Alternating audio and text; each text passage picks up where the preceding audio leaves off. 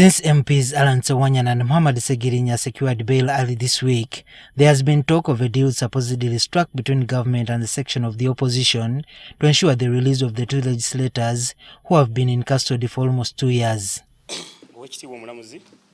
The following days have been characterized by counter-criticisms among a section of people, including those believed to be behind the dialogue.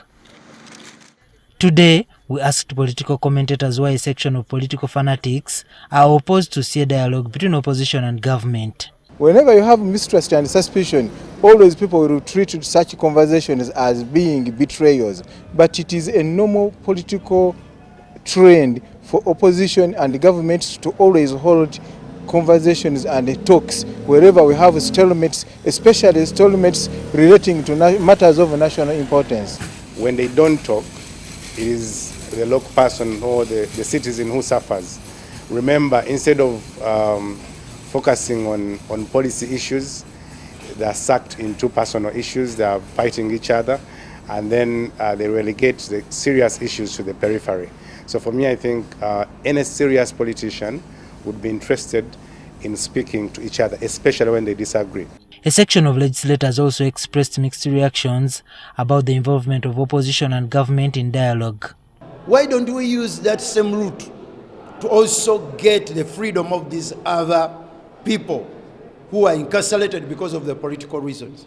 They don't have a name, a profile like a member of parliament.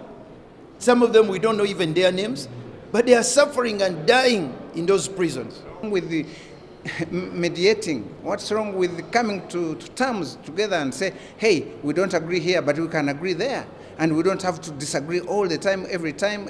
The genesis of our politics,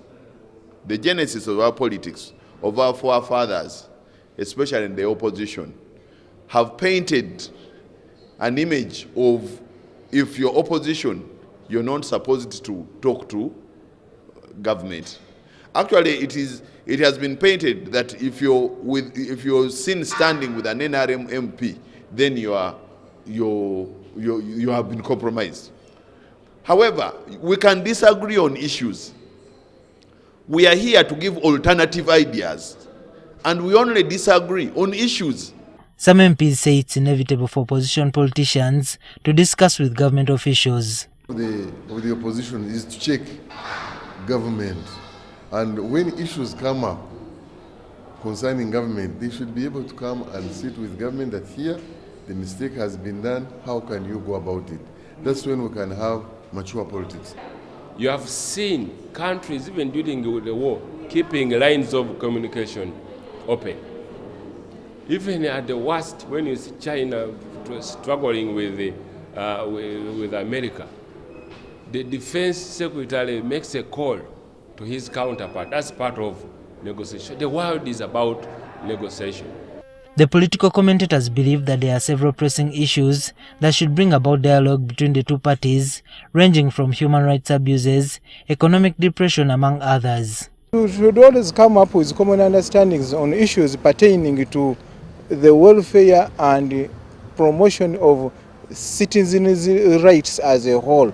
But if it comes to particular individual interests, then that is not categorized as good. Opposition always want to create an environment where if anybody is speaking to an NRM guy, is a mole. This is not true. We've seen that there are people who would go and sit. In the United States, for example, when a president is inaugurated, if the speaker, for example, is coming from the Democratic side, which is now on the opposition, they will go to State House and in the open, and they will speak to the president, and there's no problem because this is their politics. This is how, if you don't actually want to speak to the president, then you have a problem.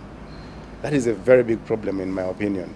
However, several dialogues continue to be set up behind the scenes, often gaining public results without the acknowledgement that they deserve. Juma Kidia, NTV.